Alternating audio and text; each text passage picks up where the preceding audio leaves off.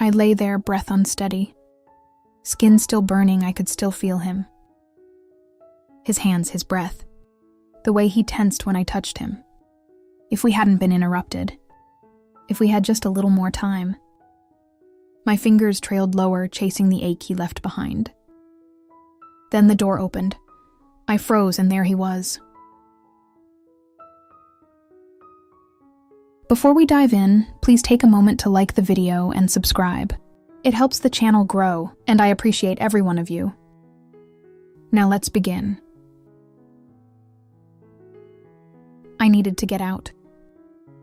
The city felt suffocating. The men I dated felt dull, and my body was screaming for something more. The divorce was finalized months ago, but it wasn't freedom I felt. It was frustration. Every man I met was a disappointment. Either too careful, too predictable, or just too tired to keep up. So when Claire invited me to her lake house for the week, I didn't hesitate. "You need this," she had said. Fresh air, good wine, no distractions. She was right, I needed an escape. I just didn't realize how much. Come in," Claire said, waving me through the door. Wine's already open. The house smelled familiar wood. Fresh linen and the faint trace of vanilla candles warm comfortable. "Let me grab your bag," Dylan said, already reaching for it before I could protest. He lifted it easily, the strap slinging over his shoulder. Muscles flexing without effort. Stronger than I remembered.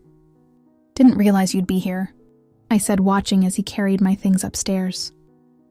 He glanced back, a smirk teasing the corner of his mouth. "Didn't realize you care." I blinked. That tone, I expected polite small talk. Maybe a distant hug, something to remind me he was still the boy I used to know. But this wasn't a boy. Dinner was casual grilled chicken. Corn on the cob, fresh salad from Claire's garden. We sat outside by the lake, the warm breeze making everything feel slow, easy. Dylan stretched back in his chair, his shirt pulling just enough to hint at the body underneath. I caught myself looking just for a second.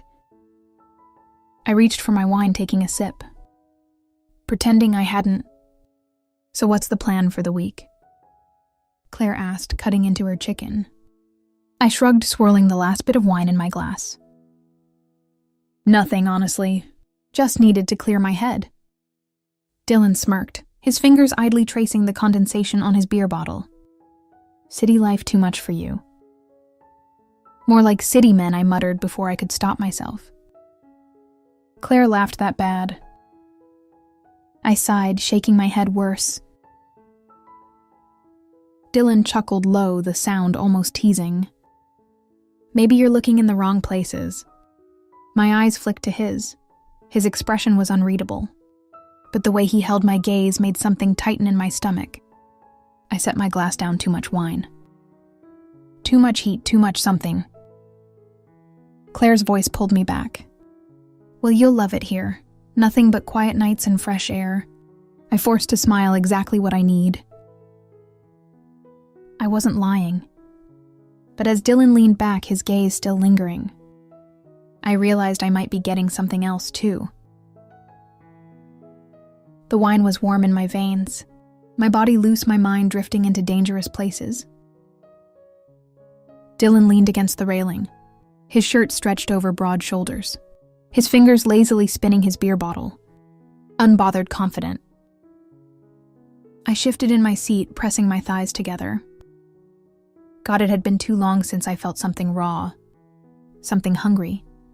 I smirked, tipping my glass toward Claire. "If he weren't your son, I'd eat him alive." It was a joke, sort of. Claire laughed at first, then her expression shut down. "Number don't even joke about that." I blinked. That was fast. She shook her head, taking a sip. "He's just a kid." The words sent a slow pulse of heat through me. Was he? I glanced back at him. The curve of his jaw, the easy way he moved. Not a boy, not even close. And now the second she told me no, I was already too far gone. The house was quiet, the last of the wine lingering on my tongue. The air thick with something unspoken. Dylan sat close, his knee pressing against mine under the table. A quiet challenge, his voice dipped low, teasing. "She told you to behave." I smirked, dragging my nails lightly along his arm. And his fingers slid beneath the table. Trailing up my thigh, slow testing. I let my legs part, a silent answer. The corner of his mouth twitched. Satisfied, he leaned in, his breath warm against my ear. "Come with me." I set my glass down and followed. We moved toward the back of the house, where the moonlight spilled through the windows, the night air pressing cool against my heated skin. Dylan didn't hesitate. He backed me against the railing. His grip firm, his body solid and unyielding. His hands slid to my waist, pulling me in tension, thrumming between us. He waited just for a second. Just long enough to see if I'd pull away. I didn't. His lips brushed my jaw. The barest graze, teasing just enough to make my stomach tighten. I reached down, fingers trailing over his stomach lower, feeling the hard lines beneath his shirt. A sharp inhale, his hands curled against my hips. His fingers pressing into me, guiding me closer. I felt the heat of him. The way his body tensed under my touch. The quiet, undeniable reaction. A low sound escaped him, his grip tightening. My pulse pounded as I let my hand drift lower. Teasing, testing. The door swung open. A gasp, sharp, loud, immediate. Dylan stiffened against me, his hands still on my waist, my hands still wrapped around him. Claire. Her face pale, her eyes flicking between us, horror settling in her features. "Pack your bags!" Her voice was tight, controlled shaking beneath the restraint. "You're leaving." In the morning silence, Dylan exhaled hard through his nose, his jaw locked. I held Claire's stare, waiting for fury, for disgust. But I saw something else, panic. Like she had waited too long to stop this. Like a part of her knew it was already too late.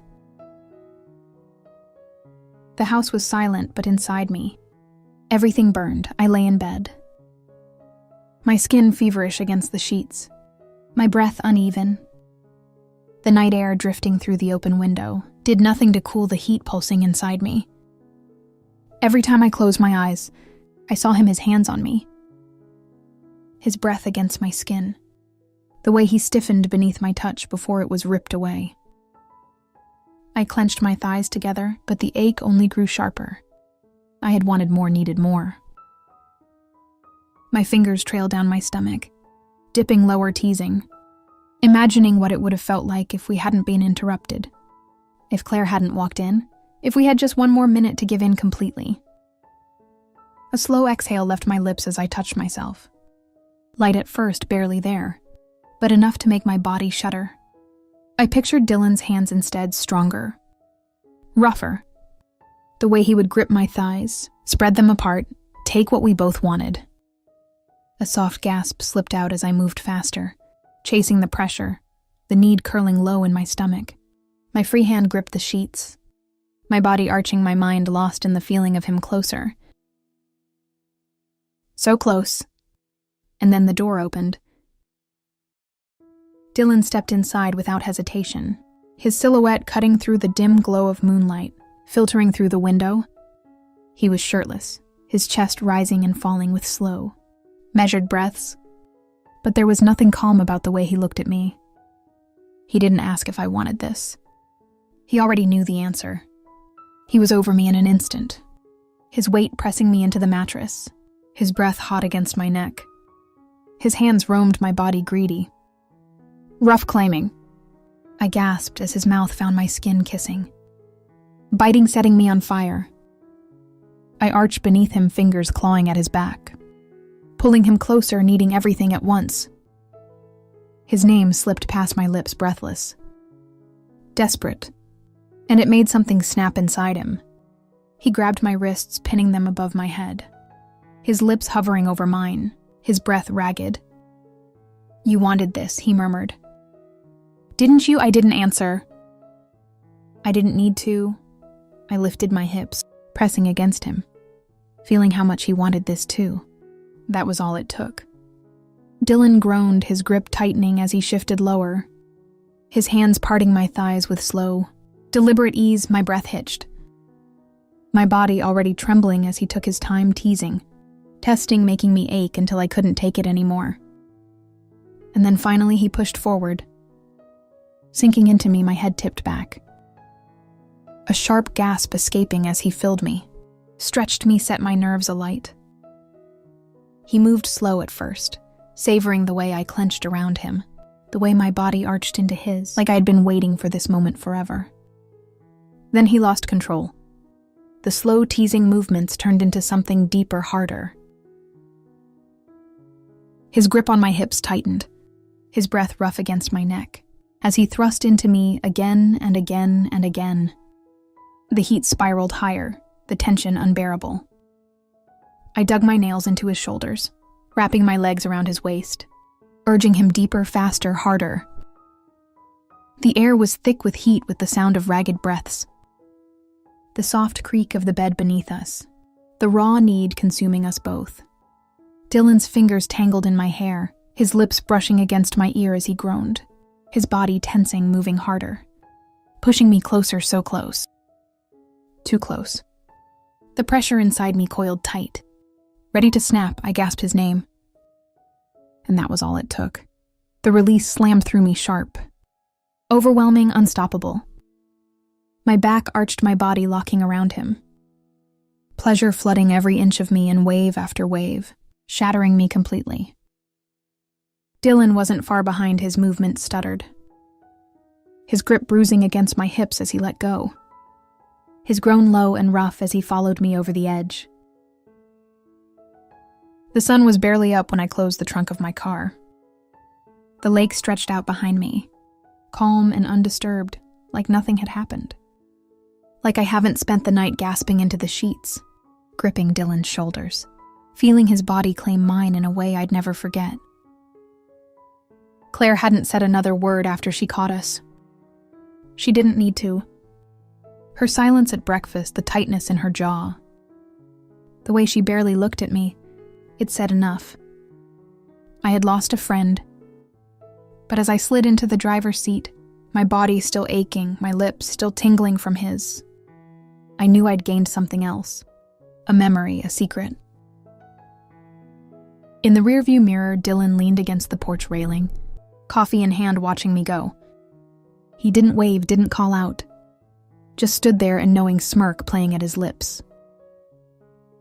I swallowed hard, gripping the wheel. This wasn't over. Some desires come at a cost, but tell me, was it worth losing a friend for, or should some lines never be crossed? Drop your thoughts in the comments. I want to hear every perspective. And if you enjoyed this, like, subscribe, and turn on notifications. You won't want to miss what's next. See you soon.